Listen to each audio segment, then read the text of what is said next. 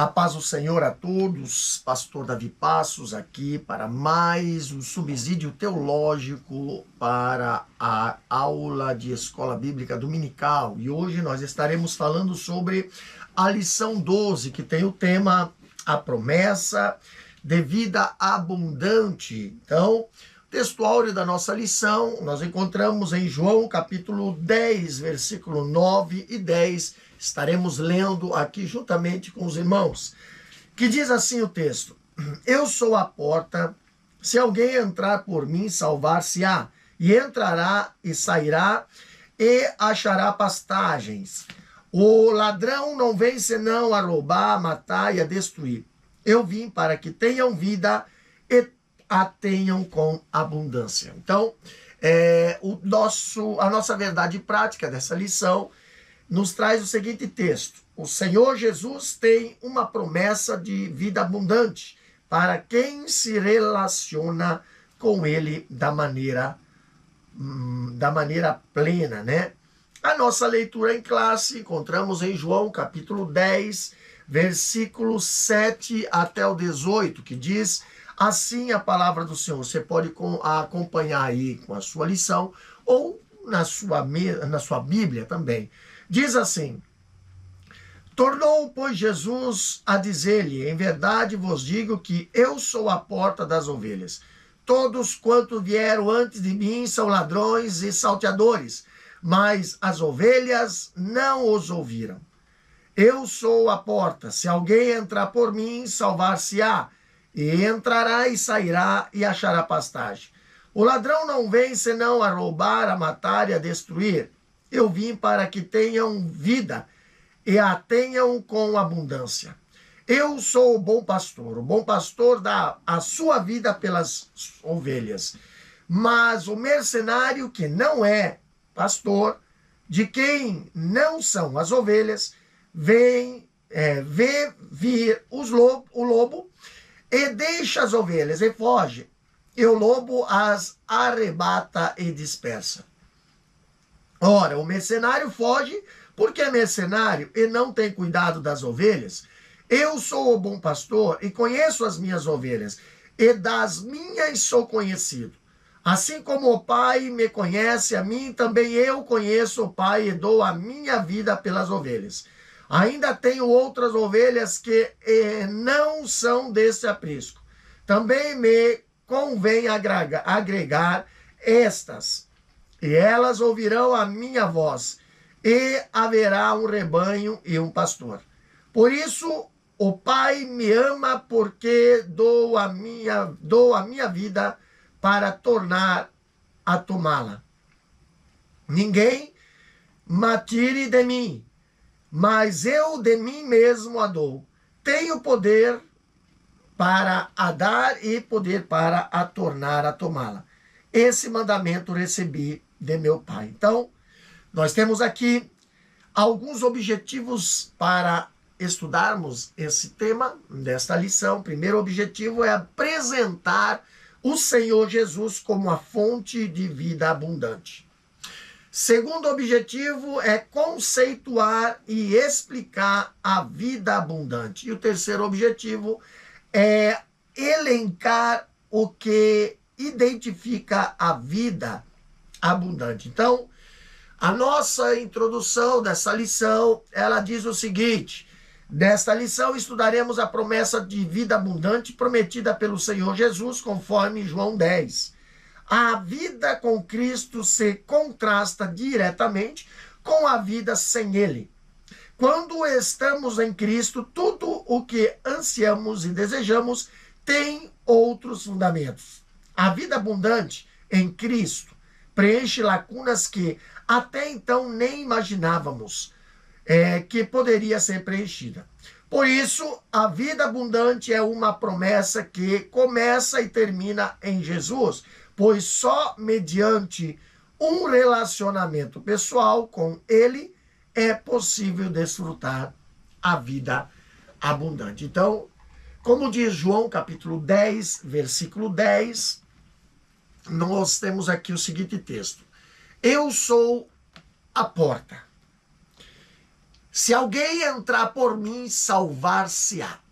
E entrará e sairá e achará pastagem.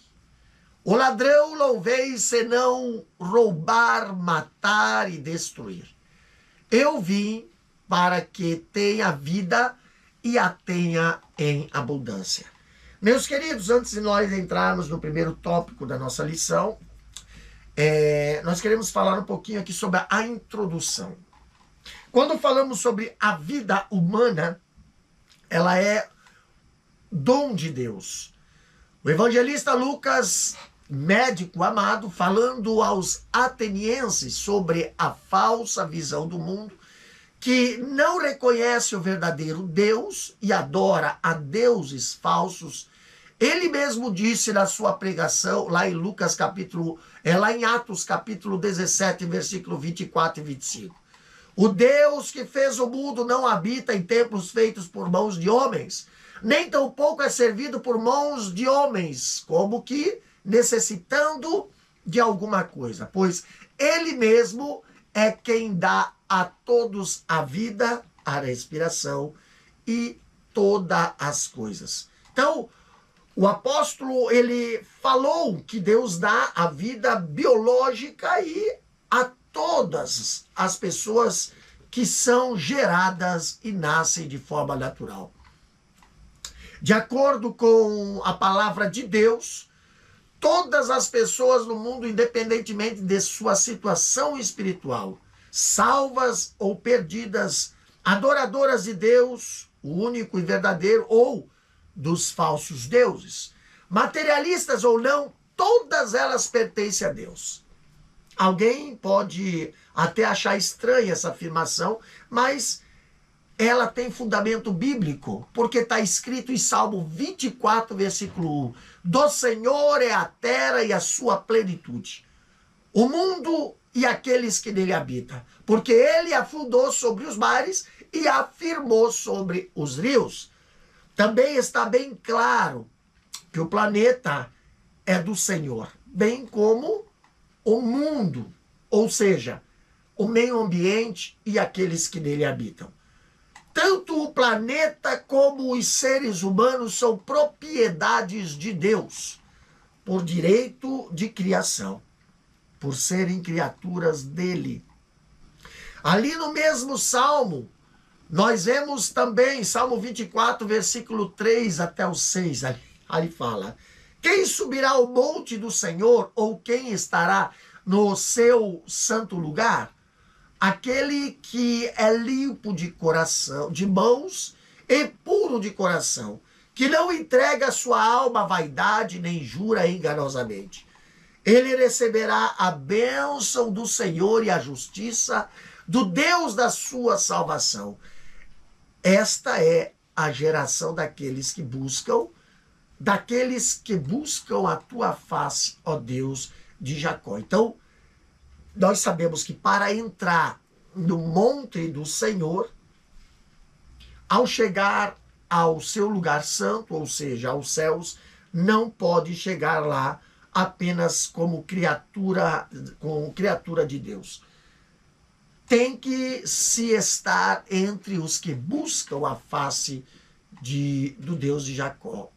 O apóstolo João, ele teve a percepção mais fundada acerca de quem pode ser salvo, quando ele escreve em João capítulo 1, versículo 11 até o 13, ele diz: veio para o que era seu e os seus não o receberam, mas a todos quanto o receberam deu-lhe o poder de serem feitos filhos de Deus, ao que creem no seu nome, os quais não nasceram do sangue, nem da vontade da carne, nem da vontade do varão, mas de Deus. Então, João, inspirado ali pelo Espírito Santo, diz que para o homem deixar de ser apenas criatura de Deus e tornar-se filhos de Deus, ele precisa crer no nome de Jesus, passando pelo novo nascimento, que é de natureza espiritual e não da vontade da carne ou da vontade humana,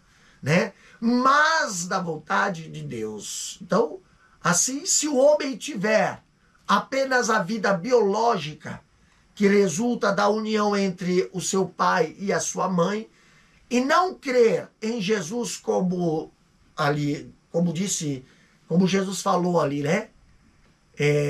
A Nicodemos, ali no capítulo 3 de João, versículo 3 a 6, né? Jesus fala que para quem tem Jesus como Salvador único e suficiente, ele promete ali a vida abundante, né? Então, eu vim para que tenha vida e a tenha com abundância, como fala João 10 e 10. Então, a parte C do versículo. Essa vida abundante está além da vida biológica, em que o homem nasce, vive, reproduz e morre. Que Deus nos abençoe de tal forma que a cada dia valorizemos mais e mais a maior dádiva dos céus, que foi enviar Jesus ao mundo para salvar-nos. Que sejamos sempre fiéis, santos e agradecidos pela gloriosa salvação em Cristo Jesus. Ele proclamou no Evangelho de João, lá quando fala no capítulo 3, versículo 16. Porque Deus amou o mundo de tal maneira que deu seu Filho unigênito, para que todo aquele que nele crê não pereça, mas tenha a vida eterna. Temos aqui, então, primeiro tópico da nossa lição, tem um tema: Jesus, a fonte de vida abundante.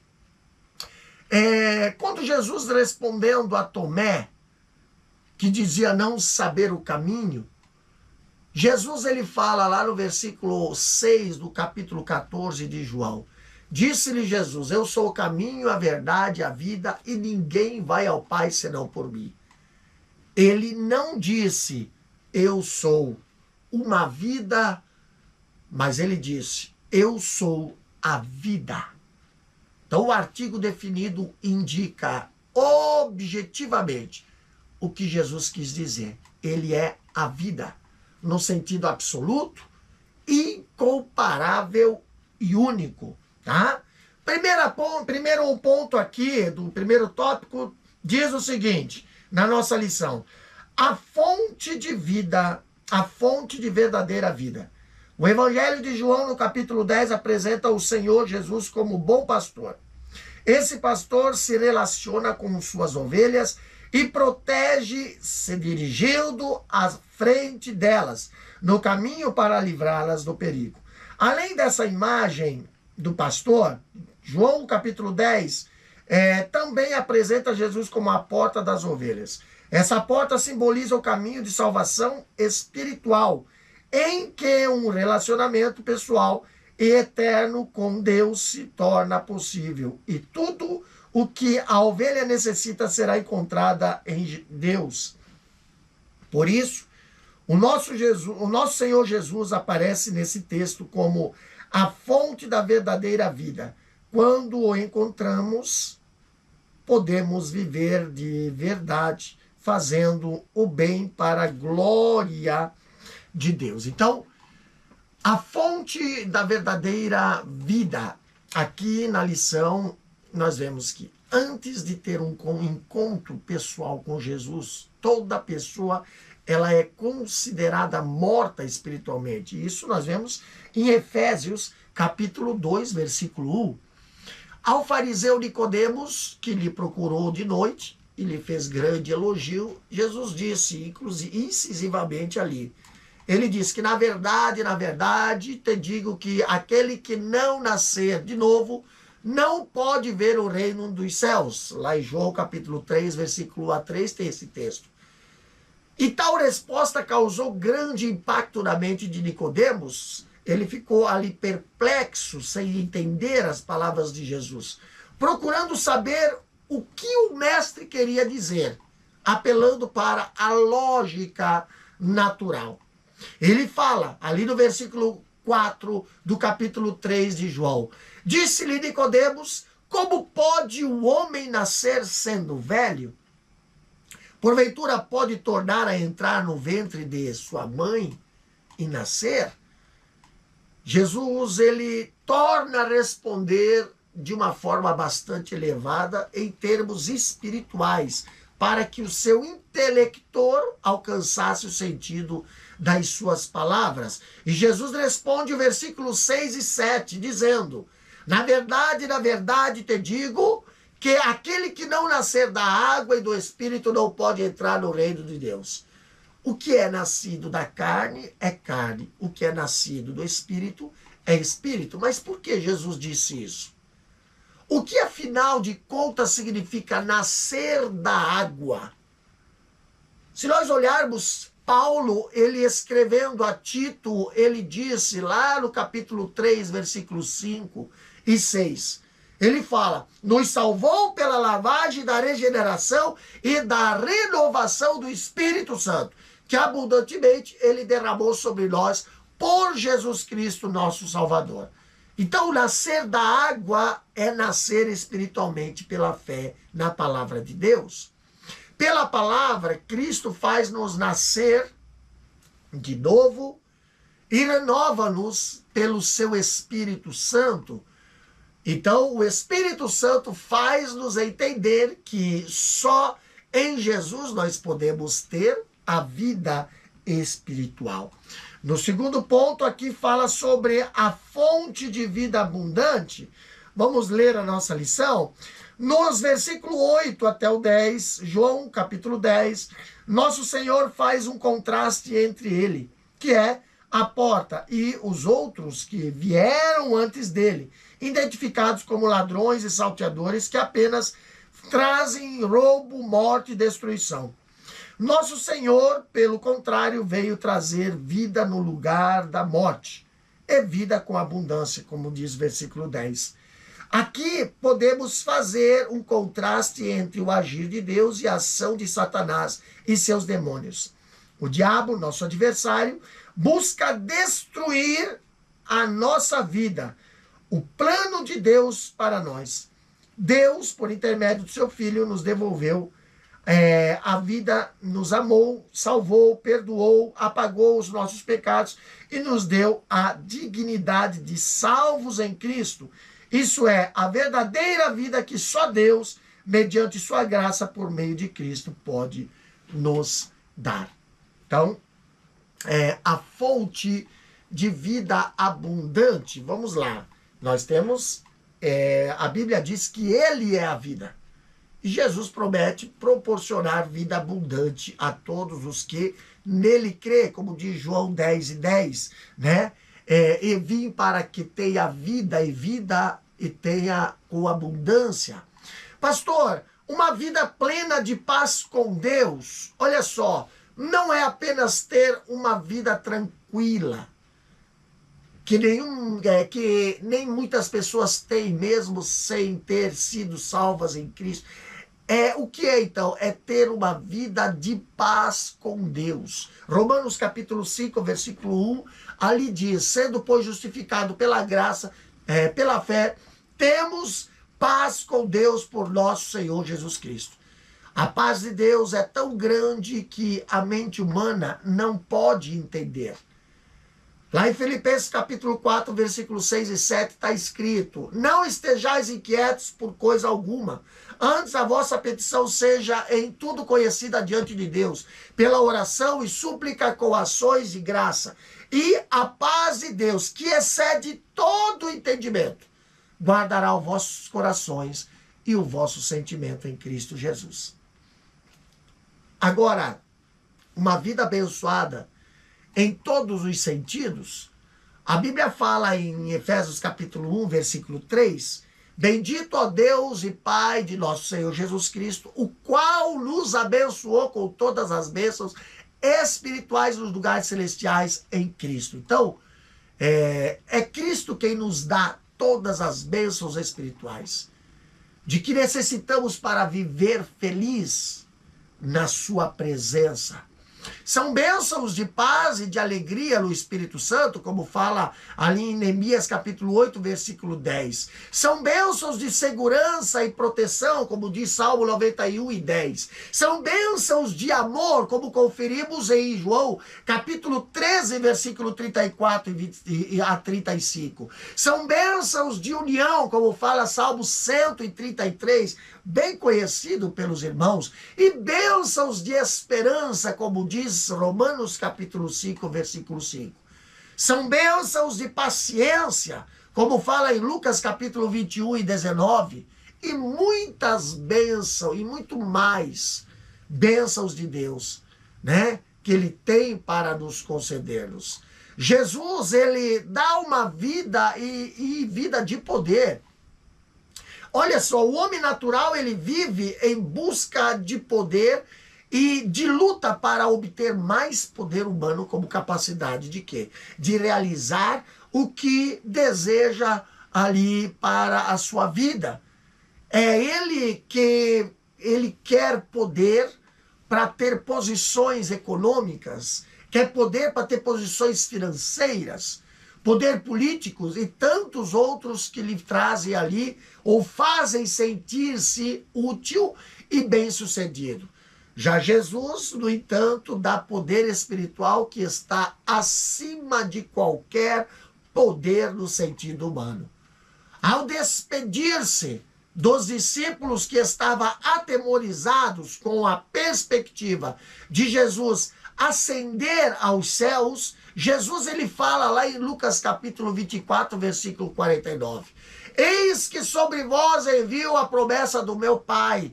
Ficai, pois, na cidade de Jerusalém, até que do alto sejais revestido de poder. Então, os apóstolos certamente estavam ansiosos para continuarem a missão que lhes fora dada por Jesus, que era evangelizar, ganhar almas para o reino de Deus. Mas eles, no entanto, precisavam de poder. Poder espiritual para enfrentarem as lutas, os desafios e os ataques malignos que haviam de combater. Eles precisavam ser revestidos de poder. Minutos antes ali de elevar-se ao céu, nós vemos, Jesus prometeu a eles, está lá em Atos capítulo 1, versículo 8, mas recebereis a virtude do Espírito Santo que há de vir sobre vós, e ser-me-eis testemunhas tanto em Jerusalém, como Judeia e Samaria, e até os confins da terra. O terceiro ponto da nossa lição ainda diz, a fonte de amor. No versículo 11, o Senhor Jesus menciona novamente a imagem do bom pastor, que deu a sua vida pelas ovelhas, que além de proteger e cuidar, ele as conhece bem. E as ovelhas também o conhecem. Nosso Senhor afirma que, da mesma forma que ele é conhecido do Pai, conhece profundamente suas ovelhas e entregou sua vida por elas. Por isso, ninguém pode tirar as suas ovelhas de suas mãos, pois ele zela por elas. A relação com suas ovelhas é baseada no amor que pode ser testemunhado no relacionamento de nosso Senhor com a Santíssima Trindade. Dessa forma, o Senhor Jesus é a fonte do amor entre o bom pastor e as suas ovelhas. Ele é a nossa fonte transbordante, que é de vida verdadeira e abundante. Segundo ponto da nossa lição, nós temos, segundo tópico, nós temos aqui um tema, a vida abundante. O primeiro ponto do segundo tópico diz o seguinte da nossa lição: o conceito de vida abundante, mediante o relacionamento que estabelecemos com Deus, por meio de Jesus, o nosso pastor, podemos comentar a respeito do que significa a vida abundante, mencionada pelo nosso Senhor Jesus, em João capítulo 10, versículo 10. Sabemos que o ser humano tem necessidades físicas, emocionais e espirituais, e podemos afirmar que a vida abundante prometida pelo nosso Senhor preenche também as esferas do corpo, da alma e do espírito. Trata-se de uma nova vida integral em Cristo, em que tudo se faz novo e se torna em autêntica novidade de vida. Então, o conceito de vida abundante, como nós vemos aqui na lição, a vida abundante, ela abrange a vida espiritual e a vida humana debaixo da graça, da bondade e da proteção e do amor de Deus. E é a vida do salvo que crê em Jesus como o seu Salvador. Então, Jesus ele fala lá em João capítulo 5, versículo 24. Na verdade vos digo que quem ouve a minha palavra e crê naquele que me enviou tem a vida eterna e não entrará em condenação, mas passou da morte para a vida. Esse é um dos textos da Bíblia de maior significado em relação à salvação. Jesus ele garante a salvação que abrange toda a existência do homem. E ele diz que o salvo tem a vida eterna no presente e que não entrará em condenação. Isso é, salvação no futuro. E para completar a amplitude da nova vida em Cristo, ele diz que o salvo passou da morte para a vida. Isso é, a salvação alcança até mesmo o seu passado. Paulo percebeu essa revelação quando ele falou lá em 2 Coríntios capítulo 5, versículos 17. Assim que se alguém está em Cristo, nova criatura é. As coisas velhas já passaram. Eis que tudo se fez novo. Então, a vida abundante é a nova vida com Cristo, debaixo da graça e da misericórdia. Amém? Vamos para o segundo ponto do nosso segundo tópico. A vida abundante também influencia a família. Olha o que a lição fala aqui. No episódio bíblico, na ocasião da libertação de Paulo e Silas da prisão, o carcereiro, apavorado, perguntou a Paulo o que podia fazer para ser salvo. De modo que o apóstolo Paulo respondeu: crê no Senhor Jesus Cristo e será salvo tu e a tua casa. A salvação em Cristo não se aplicaria apenas ao carcereiro, mas de maneira abrangente a toda a sua casa, e não se resumiria apenas ao livramento físico de uma punição do Estado, mas a um novo tipo de vida para o carcereiro e toda a sua família. Assim, aprendemos que a vida abundante prometida por Jesus abrange os nossos familiares. Então, muitas pessoas nas igrejas locais, inclusive pastores, e são salvas, mas perderam as suas respectivas famílias. Isso não é vida abundante. Um velho pastor, cujo nome aqui não vamos colocar por questão de ética, procurou o pastor, autor, comentarista da lição, que ele também tinha lançado o livro, né, A Família Cristã, nos dias atuais, publicado pela CPAD em 1986. Ele falou ao pastor: pastor, como eu gostaria de ter lido seu livro há 20 anos. Ganhei tantas almas para Cristo, construí quase 100 templos, mas não dei prioridade à minha família. Para mim, a igreja estava em primeiro lugar. Resultado, quase todos os meus filhos se desviaram. Fiquei admirado com aquilo, pastor falando, um grande obreiro, servo de Deus, ganhador de almas, mas viu a sua família desviar-se dos caminhos do Senhor. Ele não soube desfrutar da vida abundante que Cristo prometeu a quem ele crê e obedece a sua palavra em santificação. Então, quando Deus promoveu a libertação de Paulo e Silas da prisão, os alicerces do cárcere foram abalados e foram soltos as cadeias de todos os presos, o carcereiro apavorado pegou a sua espada e quis matar-se, mas Paulo socorreu ali e disse que não fizesse aquele ato tresloucado, pois todos os presos estavam ali. Essa passagem nós temos em Atos capítulo 16, versículo 28 a 31, quando fala: mas Paulo clamou com grande voz, dizendo: não te faça nenhum mal, porque todos aqui estamos. E pedindo luz, saltou dentro e todo trêmulo se prostrou entre Paulo e Silas. E tirando-os para fora, disse: senhores, que é necessário que eu faça para me salvar? E eles disseram: crê no Senhor Jesus Cristo e será salvo tu e a tua casa.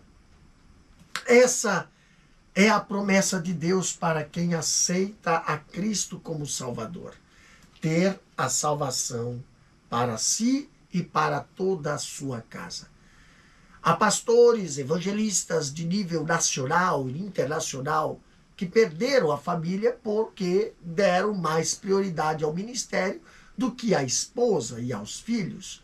Procuraram entender muitas agendas, ali atender muitas agendas em troca de cachês, do que cuidar da casa. Nunca fizeram um culto doméstico e não souberam administrar o tempo e as prioridades na vida do obreiro. O primeiro lugar é para o Senhor Deus, e ele não cede esse lugar para ninguém. Mas depois de Deus, a prioridade deve ser para a esposa e os filhos. Josué, ele disse lá em Josué capítulo 24 e 15, porém se vos parece mal aos vossos olhos servir ao Senhor, escolhei hoje a quem servais. Se os deuses a quem serviram vossos pais, que estavam da além do rio, ou os deuses dos amoreus em cujas terras habitais, porém eu e a minha casa serviremos ao Senhor. Então, todos os que não observam essa ordem nas coisas colhem tristes resultados para si e para toda a família depois. Então, nós temos aqui. No terceiro ponto aqui, do segundo tópico, fala diversas bênçãos provenientes da vida abundante.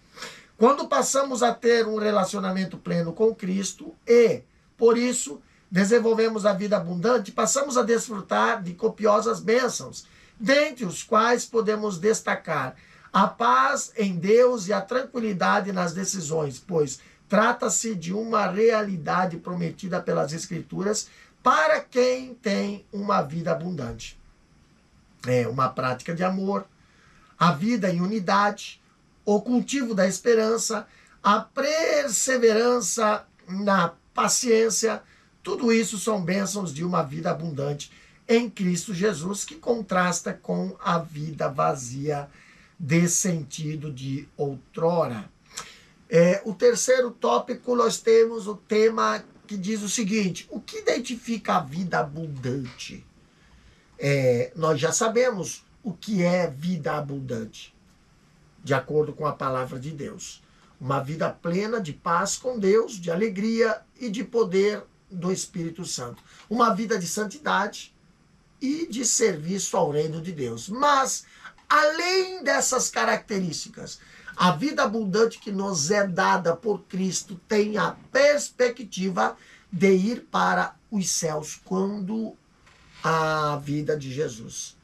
É Deus quem nos dá vida abundante aqui para um dia termos a vida eterna com Ele nas regiões celestiais. Então, essa é a nossa esperança. Primeiro ponto do terceiro tópico diz o seguinte: a alegria do Senhor. No Novo Testamento, o apóstolo Paulo escreveu aos Tessalonicenses exortando: regozijai-vos sempre. No Antigo Testamento, Neemias disse: alegrai-vos, a alegria do Senhor é a nossa força. Logo, a alegria faz parte da identidade de quem se relaciona com Deus e vive uma vida abundante. É uma virtude citada pelo apóstolo Paulo em Gálatas. Em Provérbio, o sábio diz que a alegria é um bom remédio. Essa virtude mostra que estamos bem, em paz e cheios de vigor. Isso é vida abundante. Então,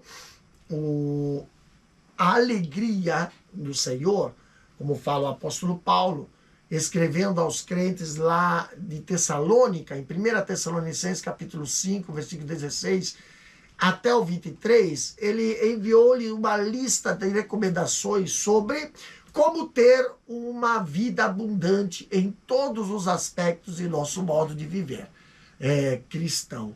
Então, nós vamos ver aqui a seguir, segundo esse 1 Tessalonicenses, capítulo 5, versículo 16 até o 23, nós vamos ver aqui uma lista que o apóstolo Paulo fez para os crentes, tá?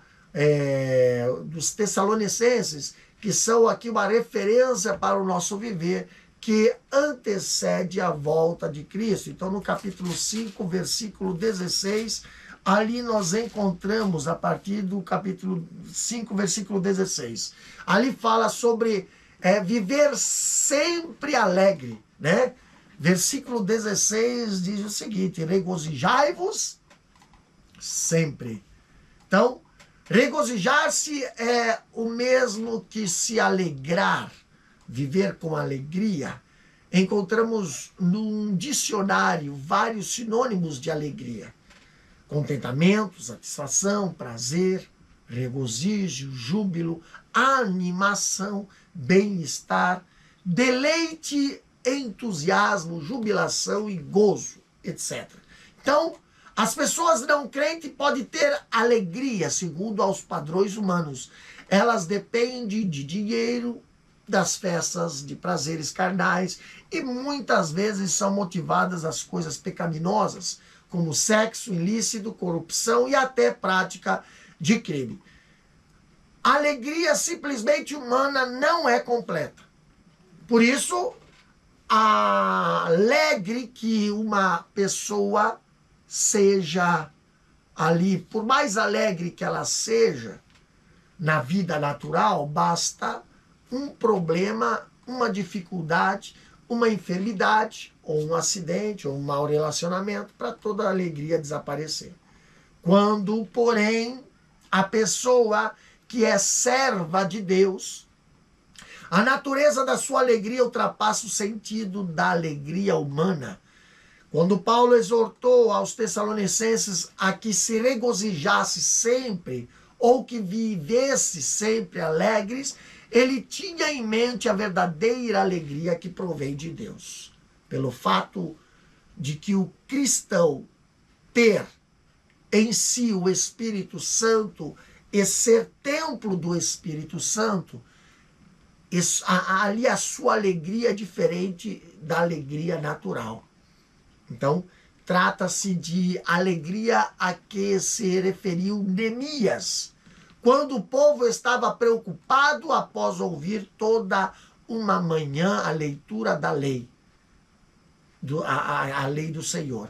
Então, lá em Neemias capítulo 8, versículo 9 e 10, ali fala: e Neemias, que era o Tirsata, e o sacerdote Esdra, o escriba, e os levitas que ensinavam ao povo, disseram a todo o povo: este dia é consagrado ao Senhor, vosso Deus, pelo que não vos lamentais, nem choreis, porque todo o povo chorava diante as palavras da lei. Disse-lhe mais: ide, comei as gorduras e bebei as doçuras, e enviai porções aos que não têm nada preparado para si. Porque esse dia é consagrado ao nosso Senhor, portanto não vos entristeçais, porque a alegria do Senhor é a vossa força. Então a alegria do Senhor, ela provém do céu e enche o coração do gozo, de gozo abundante e inefável. Porém, Paulo exortou aos irmãos de Tessalonicenses, ou de Tessalônica, a alegrar-se sempre. Porque somente os crentes espirituais e que têm o fruto do Espírito podem desfrutar dessa alegria.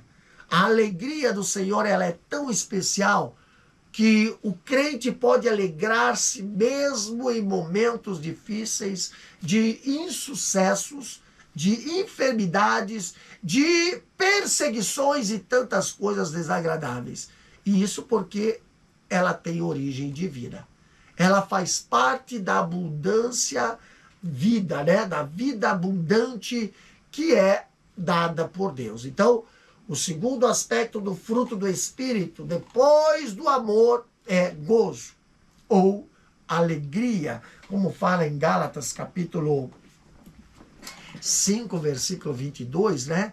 Mas o fruto do Espírito é amor, gozo, paz, longanimidade, benignidade, bondade, fé, mansidão, temperança. Então, a alegria do Senhor é tão importante que produz efeitos maravilhosos na vida do crente, contribuindo assim para que ele tenha saúde. Já o sábio disse lá em Provérbios capítulo 17, versículo 22, o coração alegre serve de bom remédio, mas o espírito abatido virá secar os ossos. Mais do que dar saúde, a alegria do coração dá uma nova aparência física aos servos de Deus. Quando fala em Provérbios 15, versículo 13, a primeira parte, ele diz, o coração alegre aformoseia o rosto. Então, como fala ali, regozijai-vos sempre, né? Depois, ter uma vida de oração, né? O versículo 17 fala, orai sem cessar. Então, além de viver alegre com Cristo, o cristão verdadeiro precisa orar sempre e todos os dias para ter vida abundante. Alguém já perguntou, como podemos orar sem cessar? Como viver orando em casa, na igreja, andando? Como? Não é difícil entender isso. Não quer dizer que uma pessoa tem que estar orando concentrado em todas as horas e minutos e em todos os lugares. Se um crente por exemplo, um funcionário de uma loja, ele não deve parar o serviço do atendimento ao cliente para orar. Se ele vai andando a pé, não pode fechar os olhos para orar. Se está dirigindo um carro, não pode deixar de ver o percurso para orar. Orar sem cessar quer dizer estar sempre em espírito de oração, na presença de Deus, em qualquer lugar ou ocasião, sempre que puder, o servo de Deus deve fazer a sua oração. E a ele nos horários normais, pela manhã, ao acordar, depois de ler a Bíblia, na leitura diária, antes de sair para o trabalho, nos intervalos do trabalho profissional, ao sair do trabalho, de volta para casa, ao chegar em casa, antes de cada refeição, na igreja local, antes de dormir, etc. Em todos esses momentos, o fiel orará, sem cessar. Como diz Paulo, em Colossenses capítulo 4, versículo 2, perseverai em oração, velando nela e com ações de graça. Então, também aqui fala dar graças a Deus em tudo e por tudo, no versículo 18. Em tudo dai graças. Então, o versículo 18 diz, em tudo dai graças, porque esta é a vontade de Deus em Cristo Jesus para convosco. Se pode haver vida abundante, se o crente tiver ali uma vida de gratidão a Deus em tudo, então só vai haver vida abundante se houver gratidão, vida de gratidão. E em tudo nós devemos agradecer a Deus. A Bíblia fala em Efésios capítulo 5, versículo 20, dando sempre graças por tudo a nosso Deus Pai, em nome de nosso Senhor Jesus Cristo. Então há crentes que não têm vida abundante porque pedem muitas coisas a Deus, mas normalmente não rendem ações de graça pelas bênçãos recebidas. E Paulo ele comenta isso lá em Colossenses capítulo 3, versículo 17. E quanto fizerdes por palavras ou por obras, fazei tudo em nome do Senhor Jesus, dando por ele graças a Deus Pai. Então o apóstolo ele exorta que nós devemos dar graças a Deus Pai por tudo o que fizermos, seja por palavras, seja por obras. Esse é um dos requisitos para desfrutarmos da vida abundante que nos é concedida por Cristo. E ainda fala, né, de não extinguir o espírito, como fala o versículo 19. Né? O crente ele precisa ter uma vida espiritual ativa para ter uma vida abundante. Ele não pode deixar que o Espírito de Deus fique inativo na sua vida. O apóstolo Paulo fala aqui, no versículo 19, não extingais o Espírito. Então, só há duas maneiras de um crente vivenciar a experiência cristã. Primeiro, andando no Espírito. E segundo, vivendo segundo a carne. Então, que é a natureza carnal. Paulo, ele escrevendo ali aos Romanos, no capítulo 8, versículo 5 até o 11, ele fala: porque os que são segundo a carne inclinam-se para as coisas da carne, mas os que são segundo o Espírito, para as coisas do Espírito. Porque a inclinação da carne é morte, mas a inclinação do Espírito é vida e paz. Portanto, a inclinação da carne é inimizade contra Deus, pois não é sujeita à lei de Deus, nem em verdade o poder ou pode ser. Portanto, os que estão na carne não podem agradar a Deus. Vós, porém, não estáis na carne, mas no Espírito, se é que o Espírito de Deus habita em vós. Mas se alguém não tem o Espírito de Cristo, esse tal não é dele. Esse Cristo está em vós. O corpo, na verdade, está morto por causa do pecado, mas o Espírito vive por causa da justiça. E se o Espírito daquele que dos mortos ressuscitou a Jesus habita em vós, aquele que dos mortos ressuscitou a Cristo também vivificará os vossos corpos mortais pelo seu Espírito que em vós habita. Então, Paulo, ele exortou, ainda falando em Gálatas, capítulo 5, 16 e 17. Digo, porém, andai em espírito e não cumprireis as concupiscências da carne. Porque a carne cobiça contra o espírito, e o espírito contra a carne. E estes opõem-se um ao outro, para que não façais o que quereis. Então, quem vive de acordo com a natureza carnal, acaba extinguindo a presença do Espírito Santo na sua vida. O resultado é a morte espiritual.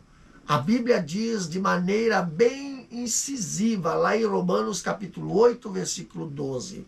De maneira que, irmãos, somos devedores não à carne para viver segundo a carne. Porque se vivermos segundo a carne, morrereis. Mas se pelo Espírito mortificardes as obras do corpo, vivereis. Porque todos os que são guiados pelo Espírito de Deus, esses são filhos de Deus. Outro ponto no versículo 20 diz: não desprezais as profecias. Então, é um dos pontos também aqui abordados, né? Não desprezar as profecias. O crente que tem vida abundante, ele valoriza as coisas espirituais, o que inclui as profecias da parte de Deus para o seu povo. E também pelo dom da profecia, como diz Paulo lá em 1 Coríntios capítulo 14, versículo 1 a 3, que diz: segui a caridade e procurai com zelo os dons espirituais, mas principalmente o de profetizar, porque o que fala língua estranha não fala aos homens, senão a Deus. Porque ninguém o entende e em espírito fala de mistérios. Mas o que profetiza fala aos homens para edificação e consolação. Então, no Antigo Testamento não havia o ministério profético que tinha abrangência nacional e que só era exercido por profetas especialmente chamados por Deus, como Isaías, Jeremias, Ezequiel, Amós, Ageu, Malaquias, né? E outros. Então, acontece que já no Novo Testamento não vemos mais aquele tipo de profecias. Existe sim agora dentre os dons espirituais, como diz 1 Coríntios capítulo 12, o dom de profetizar ou o dom de profecia, que geralmente não tem mensagem para toda a nação, ainda que, se assim Deus quiser, pode ter essa finalidade. Mas atualmente a profecia tem a finalidade de promover edificação, exortação e consolação, como diz 1 Coríntios capítulo 14, versículo 3. Outro ponto também fala ali no versículo 21. Examinai tudo e só reter o bem. Então aqui em 1 Tessalonicenses capítulo 5, versículo 21 fala: examinai tudo, retende o bem. Esse é o versículo bíblico de grande sentido pragmático. O cristão, ele não deve ser um alienado a ponto de desconhecer a realidade espiritual, a realidade moral e social, política e religiosa da sua nação. Ele deve saber acompanhar a evolução e o desenvolvimento do país em todas as áreas de interesse nacional. E assim, com muita propriedade e realismo, Paulo ele fala aos irmãos de Tessalônica que eles têm o direito e o dever de examinar todas as coisas que devem ser examinadas à luz de nossas regras de fé e prática, que é a palavra de Deus. Mas só retém ou valorizar e praticar o que for bom, coerente e que não prejudique a prática da palavra de Deus. Como diz ali, né? Retende o bem. É o mesmo que dizer: examine todas as coisas de qualquer ordem, mas só retenha ou só valorize e fique com o que é bom, o bem, para a vida cristã.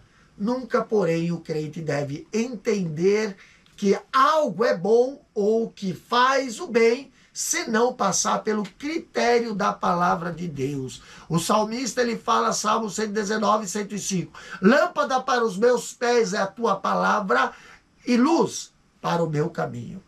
O que deve ser retido após o exame de tudo pelo crente deve ser o que nos mostra a palavra de Deus, como lâmpada e luz para o meu caminho. Já no versículo 22 ainda diz: abstende-vos de toda aparência do mal. Abster-se de toda aparência do mal.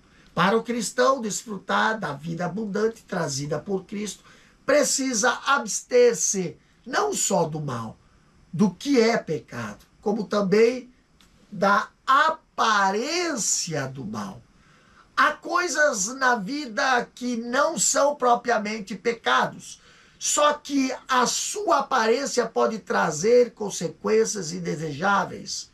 O irmão, ao sair da escola dominical da igreja, ali onde alguém congregava, ele resolveu ir a um restaurante para fazer um lanche e pediu uma comida rápida e um refrigerante sabor guaraná. E até aí, nada de errado. Aconteceu que na mesa em que se sentaram havia uma propaganda de cerveja e ele não percebeu. Aí certo irmão passando no restaurante viu a tal propaganda de cerveja e imaginou que o outro irmão estava tomando bebida alcoólica. E ao sair do ambiente ali, disse depois para os irmãos da igreja que o outro irmão estava tomando cerveja, o que causou mal-estar e escândalo entre os que o conheciam. Ao ser chamado a esclarecer o incidente, ficou provado que o irmão não houvera tomado bebida alcoólica, mas que, se querer, deu margem para ser visto como bebedor de cerveja. Por isso, quem quer ter vida abundante deve perceber se alguma coisa que faz pode ter aparência do mal.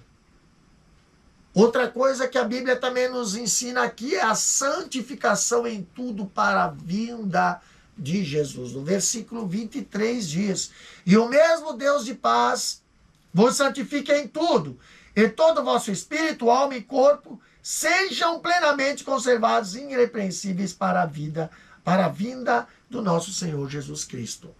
1 Tessalonicenses 5:23. Então, a vinda de Jesus para arrebatar a igreja é a esperança de todos os cristãos verdadeiros. Para participar do arrebatamento, porém, o cristão tem que estar santificado por Deus em todas as áreas da vida, de tal forma que o seu ser integral, formado pelo espírito, alma e corpo, seja plenamente conservados irrepreensíveis para a vinda de nosso Senhor Jesus Cristo. Então, o arrebatamento